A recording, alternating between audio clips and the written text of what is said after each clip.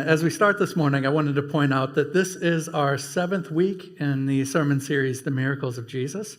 And actually, if you're reading the book of John, it's actually Jesus' 7th sign or 7th miracle that he does in the book of John. Now, John is an amazing writer in what he's communicating to us because there's several sets of 7 through the book of John. 7 times Jesus says something along the lines of, I am, and fills in the blank, the bread of life, the light of the world. And we'll see one of those I am statements today where this sign, this miracle that Jesus does, highlights an important aspect of who he is. And so I just wanted to point that out, that that's a cool thing, that a lifelong of reading the Bible, there's so many deep and rich things that you can pull out of it. Like this John communicating explicitly and subtly that Jesus is the creator word who's come into the world to rescue us. And if you're following along in the YouVersion app, the notes should be live on that.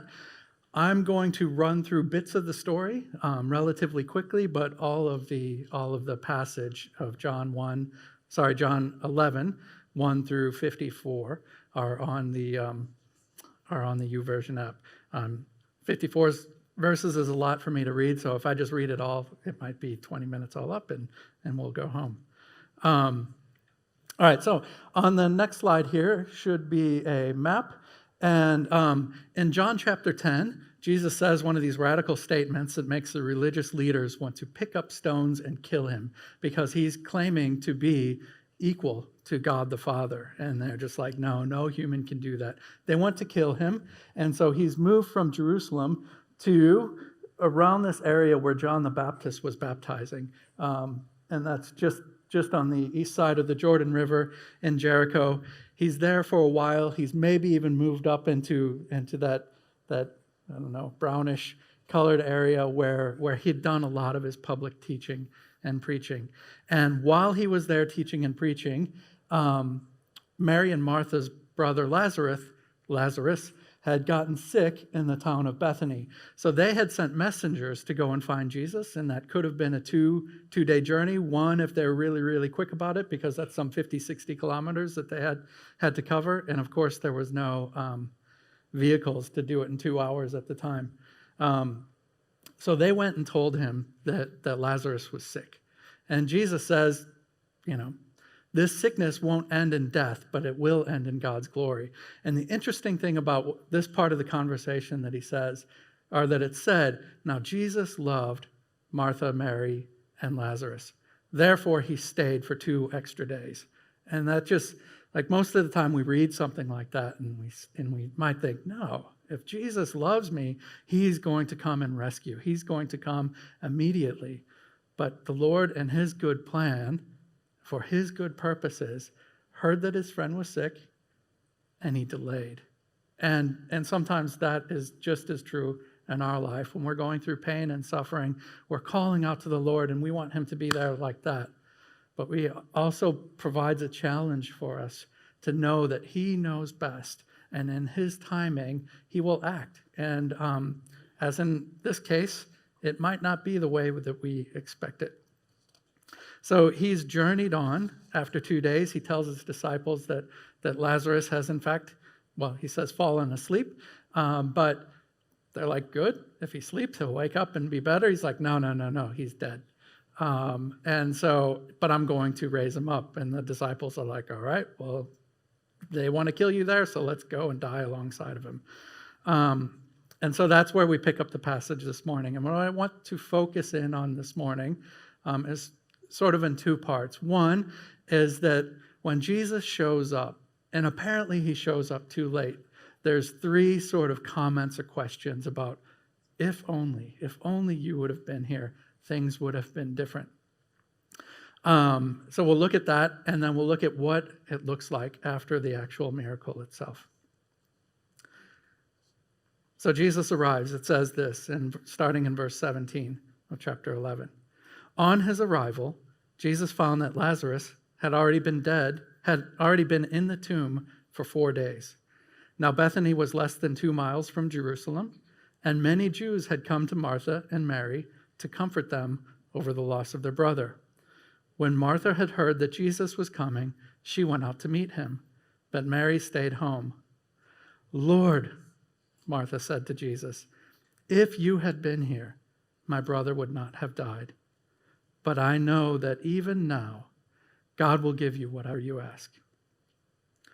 To this, Jesus replies, your brother will rise again. Martha gives her standard sort of, yeah, I understand my theology.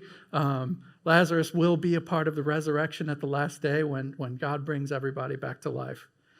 She says, I know he will rise again in the resurrection of the last day. Martha's question, Martha's interaction here, you can see from the first, is laced with faith. That in the midst of her pain, in the midst of her grief, in the midst of her sorrow, she's finding faith in the one that she's approached. She doesn't quite get what is about to happen, but is coming to know who Jesus is and acknowledges his relationship with God. And Jesus rewards it, as it were. Her steps of faith are rewarded by telling her what he's going to do. Your brother will rise again. She doesn't get it straight away. She affirms the theology. And Jesus says this to her. I am the resurrection of the life. I am the resurrection and the life. The one who believes in me will live, even though they die. And whoever lives by believing in me will never die. Do you believe this?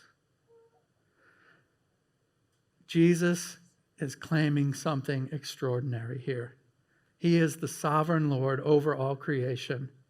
This can be a reflection back to the Genesis 1 account, but I believe he's also identifying himself as the sovereign Lord who spoke to Ezekiel in the vision of the valley of dry bones. We all know the story that God brings Ezekiel out to this valley of just dead, dry bones. There's no even hint of life, just dry bones. He shows them this valley. He gets him to prophesy to these bones, and slowly but surely, muscles form, veins form, flesh comes on, and then there's these bodies without life, and God breathes new life into them. He has Ezekiel prophesy to them. And then he said to me, this is the Lord speaking to Ezekiel, Son of man, these bones are the people of Israel. They say, our bones are dried up, and our hope is gone. We are cut off. Therefore, prophesy and say to them, and this is the key part here, this is what the sovereign Lord says. My people, I am going to open your graves and bring you up from them. Jesus is laying it all on the line here. He explicitly and implicitly equates himself with the God of the universe in human flesh. And he's about to demonstrate that authority over life and death by calling Lazarus back from the tomb. And he simply says to Martha, do you believe this? Yes, Lord, she replied. I believe you are the Messiah, the Son of God, who is to come into the world. I believe that you are the fulfillment of every promise that God has ever made. I believe it is you, and I believe it is in you. Martha usually gets the bad rap, but here she's shining. She's shining in faith, and she takes in what Jesus has told her about who he is, and he does the one thing that we should all do when we find that moment of faith. As she goes and she tells her sister, she tells her loved ones, she invites other people to have that same experience. But as we look at Mary, we saw in Martha, usually the sister with the bad rap, the sister that's too busy doing stuff, we saw that she was finding faith. And for Mary, because I wanted to keep the F's going, faltering faith. She's got this faltering faith in the midst of her pain. And you can see that how she asked her question. And even this morning, as I was thinking about that, perhaps a better F word there is fragile. that in the midst of her pain, that she's in a fragile, broken place because she's lost her brother, who she obviously loves. But so Martha, it's easy to get them confused sometimes. Martha has gone and done what she should do and ran and told her sister. And after she said this, she went back and called her sister Mary. The text says, "The teacher is here," she said, "and is asking for you." We don't know if that's, a little add-on to get Mary off of the couch, but that's what she said. When Mary heard this, she got up quickly and went to him. Now Jesus had not yet entered the village, but he was still at that place where Martha had met him. When the Jews who had been with Mary in the house comforting her noticed how quickly she got up and went out, they followed her, supposing that she was going to the tomb to mourn there. When Mary reached the place where Jesus was and saw him, she fell at his feet out of brokenness and desperation, and she says almost the same thing as Martha, her sister, said. "Lord, if you had been here, my brother would not have died." She doesn't add that faith question, that faith statement that Martha had. "Even now I know that whatever you ask, that God will provide you." But she just acknowledges that, "Lord, if you would have been here, I wouldn't be in this broken place that I am in right now." She appears to be too overwhelmed by her grief to be able to express that same faith that her sister did. Jesus isn't upset with this. He doesn't quiz her. He doesn't poke at her, and he doesn't prod at her. But he's full of love and empathy. When Jesus saw her weeping, in fact, and the Jews who had come along with her also weeping, he was deeply moved in his spirit and troubled. "Where have you laid him?" he asked.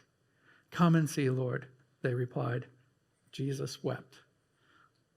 John 11, verse 35, the shortest verse in the entire Bible and the easiest memory verse that you'll ever see. Jesus wept. But it's profound in what this is actually saying. I think sometimes when we get our heads wrapped up in Western philosophy and things like that, we have this picture that God is this unmovable being that is not touched by our pain and our grief. But Jesus, God in human flesh, his word in human flesh, demonstrate the exact opposite. He demonstrates that his love and empathy for us, he enters into that pain, and he's broken by it. He weeps with those of us who weeps. He is, even though he knows exactly what he is going to do, he sees the pain and the suffering around him, and he weeps. He allows himself to be deeply impacted by our pain, and he joins us in it. Then the Jews said, look at how much he loved him, because he saw that relationship that Jesus had with the sisters and with Lazarus. But there's another if only, and it's not quite faith-oriented at all, this next statement that's said about the Lord. But some of them said, "Could not he who opened the eyes of the blind man have kept this man from dying? Why hasn't he shown up?" And you can hear especially in my voice, and you can hear the scorn and coming off the page. Why couldn't he have kept this man from dying? Why not? What's going on, God? Jesus, once more deeply moved, came to the tomb. This phrase, deeply moved, as it's used in 38 and also up in 33, can actually be he's gotten quite angry and upset through this ordeal. And we can sort of understand the anger here, that Jesus, these people should know who he is, and yet they're asking this question in scorn. Look, he's done all this good stuff. Why didn't he show up for this situation? And he could just be angry at death, the pain and the suffering that sin and death and separation causes from God. He could just be angry and upset about that. He's also deeply moved and he's troubled in his spirit because he knows exactly what's going to happen. He knows that these people are going to run and tattletale on him. And this is actually a direct reason why Jesus ends up being crucified. It's the very reason why all the crowds gather on this Palm Sunday to give glory to Jesus and to give glory to God and to recognize that here is the King who rules the world, and he's got victory over life and death. And yet not everybody sees it this way. It's this act that he's about to perform that essentially seals the deal for his earthly life. So Jesus, once more, deeply moved, came to the tomb. It was a cave with a stone laid across the entrance. Take away the stone, he says. And this, I just want to point out here that when Jesus acts, what he's about to do, when Jesus acts, he demonstrates the reality of who he is. He's not just talk, but he's talk and action. He proves it. He proves who he is. He proves his words to be true through his actions. So he says, take away the stone. But Lord, said Martha, the sister of the dead man, by this time there's a bad odor, for he's been there for 4 days. He's the Jewish tradition would have been, and after 4 days, after 3 days in the grave, your body's decomposing. There's no, they weren't practicing what the Egyptians were practicing and embalming people and taking out all their organs and stuff like that. They put them in the ground to leave ashes to ashes and dust to dust. And Martha gets it, and some of the cultures that we've lived in the past would say, he's dead, not dead. There's nothing left. He's not only dead, he's really, really dead. Or in Haiti, it's Mori net. He's dead, nothing. There's nothing left. There's nothing left you can do. So Jesus gently corrects Martha and says, did I not tell you that if you believe, if you trust that you will see the glory of God? So Jesus challenges Martha. Remember what I've just told you. This conversation wasn't more than 10, 15 minutes ago. You will see God's glory. And many will see when Jesus acts, many will see and believe. So they listened to him. They obeyed him. They took away the stone. Then Jesus looked up. He looked up and prayed, Father, I thank you that you have heard me. I know that you always hear me. But I say this, I pray like this for the benefit of the people standing here, that they may believe that you sent me. Jesus didn't want any of his hearers to get it confused where this power and authority is coming from. It's from his Father, the God of the universe, the creator and the lover and the redeemer of all things. When Jesus said this, he called out in a loud voice, Lazarus, come out. The dead man came out, his hands and feet wrapped with strips of linen and a cloth around his face. Jesus said to them, the people standing around, the people on the outside of the grave, take off the grave clothes and let him go. As we pause here for a moment and we think about who we are as Christians, those who Jesus has called forth out of our own graves, there's something that I just want to quickly point out here, that there's also work to be done, that when Jesus is calling people out of the graves, that we are to enter people's lives and to help them disentangle from that which kept them killed, that which kept them in the ground. Take off his clothes and let him go. Therefore, when people saw what Jesus had done, therefore many of the Jews who had come to visit Mary and seen what Jesus did believed in him. And this is exactly what John is telling us this story for, and all of the stories throughout his book.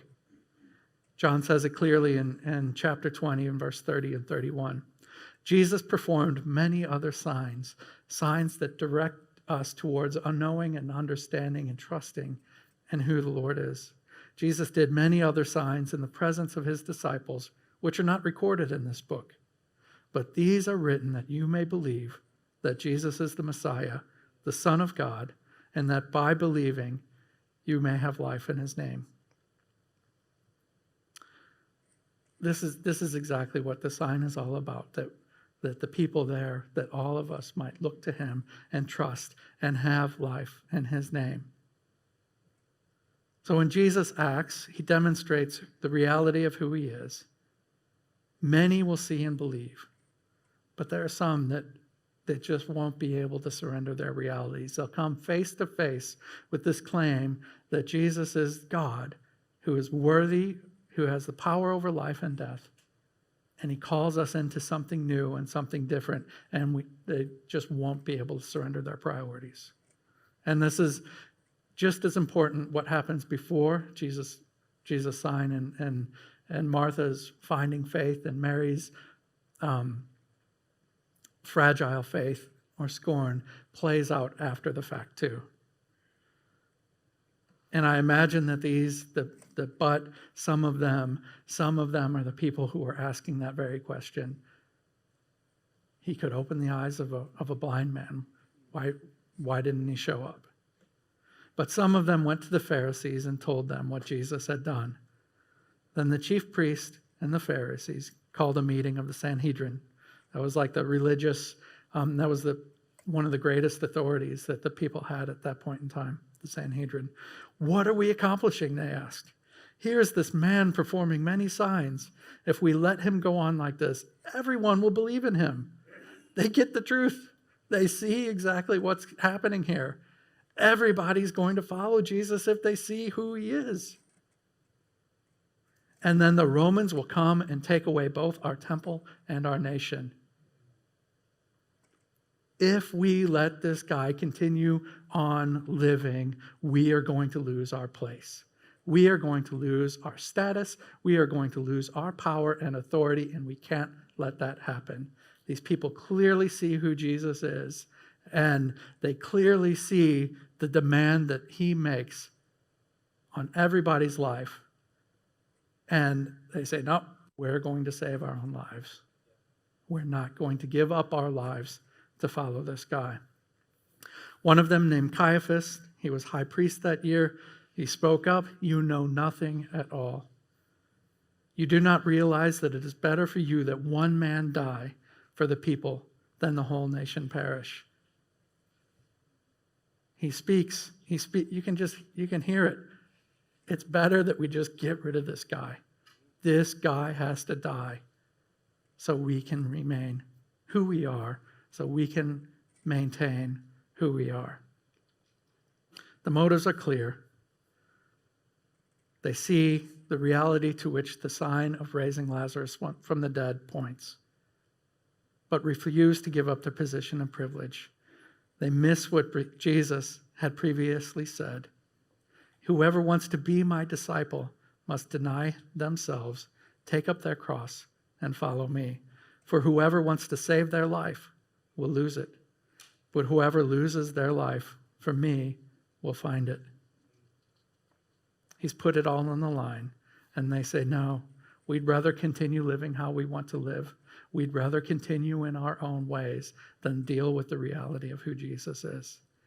John adds something interesting here. He says that Caiaphas did not say this out of his own accord, but as high priest, he prophesied that Jesus would die for the Jewish nations, and not only for the nation, but for the scattered children of God, to bring them together and make them one.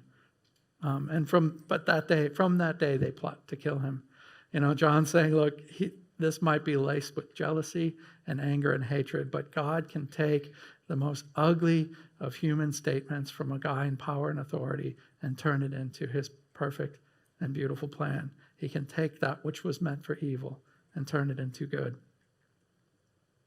So when Jesus acts, he demonstrates the reality of who he is.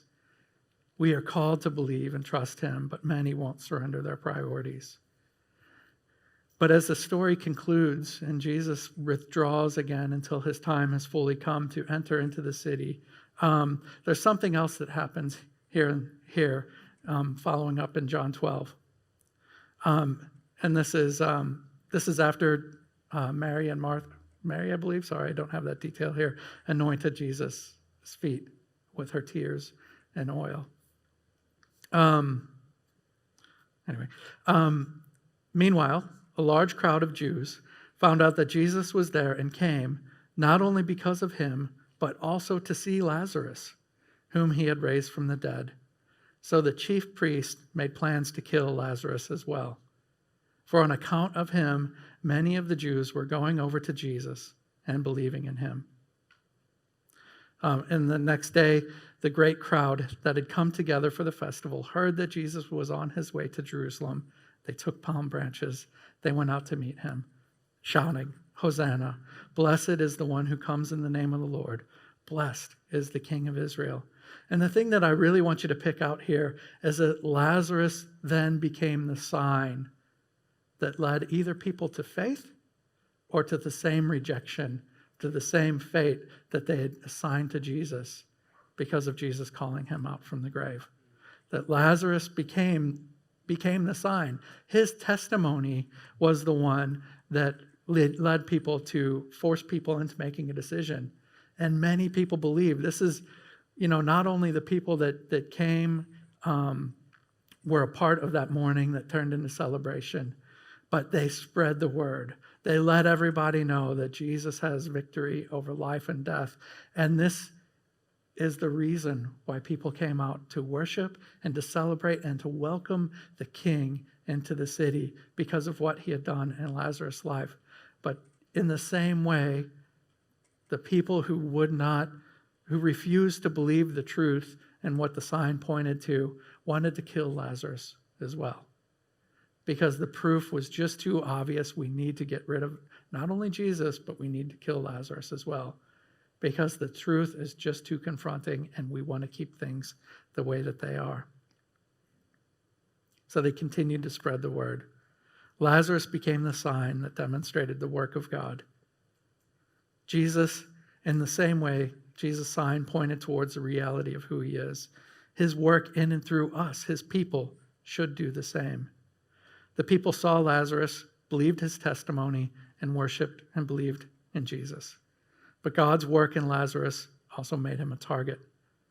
And persecution is a sure sign that God is working in and through us. Because people will come to see the reality of who Jesus is, and they'll either join or reject. So the question that I want to leave us with this morning is, does our life and witness reflect the resurrection power of Jesus in us? Like Lazarus' life testimony, will our life point towards Jesus? Will it be a sign that demands a response for faith or for persecution? Or will we lie in the grave clothes of our own sin, saying, "I believe," without experiencing the eternal, transformational, life-giving resurrection power of Jesus? Paul puts it like this in the book of Ephesians. "For you were once in darkness, but now you are light in the Lord. Live as children of light." And further on, "But everything exposed by the light becomes visible, and everything that is illuminated becomes a light. This is why it is said, 'Wake up, sleeper, rise from the dead, and Christ will shine on you.'" Because Jesus is the resurrection and the life. Because Jesus is the great I am. Because Jesus is who he says he is, and he demonstrates and proves it over and over and over. He is worthy of ours. He is worthy of everything that we are. And when we listen to him calling our name, the question then is, how will we respond? Will we respond by getting up and running out of that spiritual grave that we find ourselves in? Will we, who have already been called out of the grave, help others? Will we let the life story of Jesus shine in and through us, that people themselves might come out of the grave? Will we help disentangle them from the grave clothes of sin and shame?